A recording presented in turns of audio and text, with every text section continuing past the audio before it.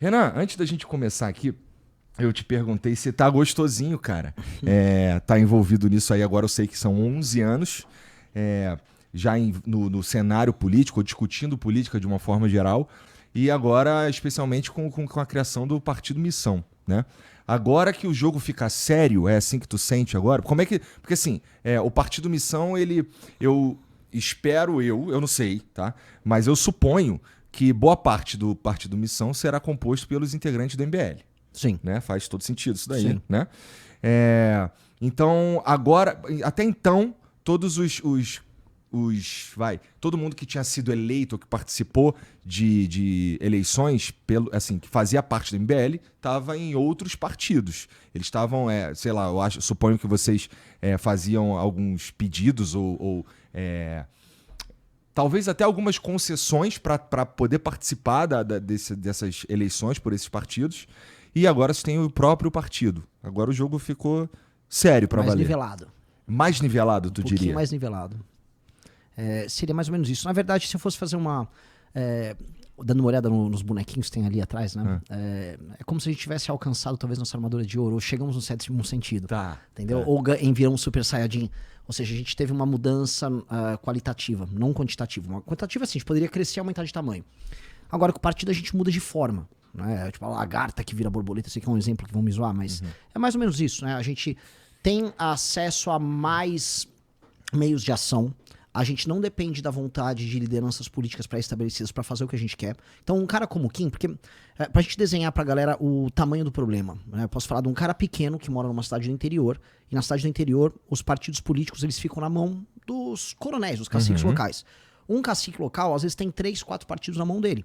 E ele compra e vende o apoio daquele partido. É um negócio, é um business bem grande. Então, um cara que quer, sei lá, eu quero cuidar do esgoto da minha cidade. Moro numa cidade que tem baixa cobertura de esgoto e, sei lá, tem uma manilha quebrada ou passa um córrego que fede. Esse cara só queria resolver aquilo sendo vereador na cidade dele. Pois bem, esse cara, eventualmente, ele não vai conseguir ter a possibilidade de concorrer. Porque os partidos vão estar bem arranjados ali e ele não vai ter direito de concorrer. Isso já aconteceu com a gente, um caso similar em algumas cidades com jovens nossos que não conseguiam adentrar num partido para concorrer. Ou quando entrava, era num arranjo assim, bota esse cara para perder e para ajudar um outro cara que vai ganhar ali em cima. É um modelo nosso, eu acho que a gente vai poder falar muito sobre esse tipo de modelo. O outro caso é o no topo. O Kim Kataguiri é o deputado federal mais votado do União Brasil. Ele também foi o deputado mais votado do partido anterior que fundiu e virou União Brasil, que era o DEM. É o deputado mais destacado, se for nas redes sociais, no Twitter, por exemplo, do União Brasil, o deputado que eles mais falam quem, porque é o único que eles vão poder ter algum tipo de orgulho, vai produzir alguma coisa legal. Pois bem, o Kim pleiteou, sendo o deputado federal mais votado do Brasil, desse mesmo grupo político, 2 vezes, ser candidato a prefeito na cidade de São Paulo. Ele pontuou bem, chegou a ter pesquisa que ele pontuou com mais de 10%. Seria natural o partido dar espaço para ele. Mas não. Como quem ele não agradava um determinado arranjo que o partido queria fazer, e como o partido aqui pertencia a um determinado grupo político, não, o Kim não deve ser candidato.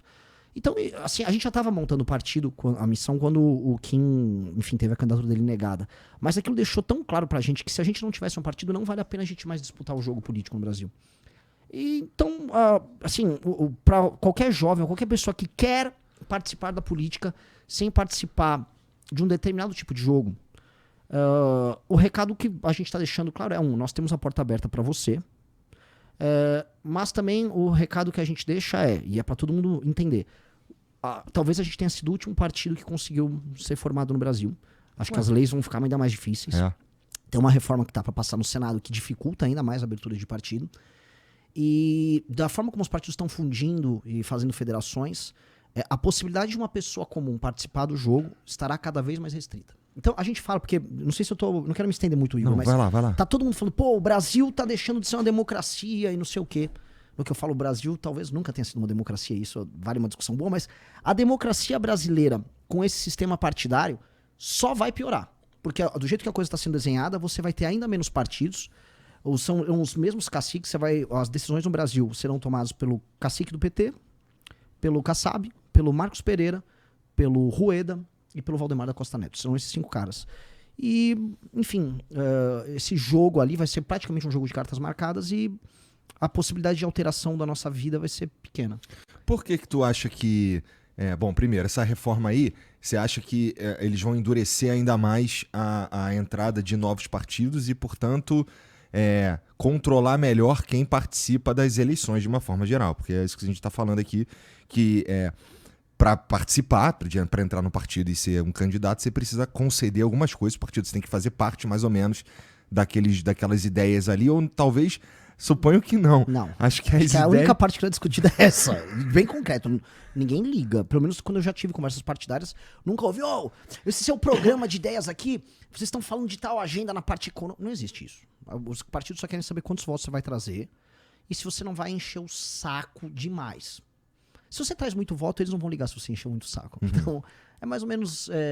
o acordo tácito é esse. Encher o saco é o quê? É tipo votar junto com eles, não votar junto com eles? Exato. Então, se você basicamente tem uma votação boa e você tem um impacto, por exemplo, com uma boa militância e tal, você conquista uma independência, você não precisa ficar votando. Quem não é obrigado a votar de acordo com as decisões do União Brasil, nem a Amanda, nem o Guto, nem o Faustino. Eles tomam as decisões deles porque, além de ter militância, ou seja, os outros políticos eles ficam com medo de arrumar briga conosco, eles têm voto. Então, isso gera um balanço de poder. E para esses caras só interessa meio que, ele tem um voto aí.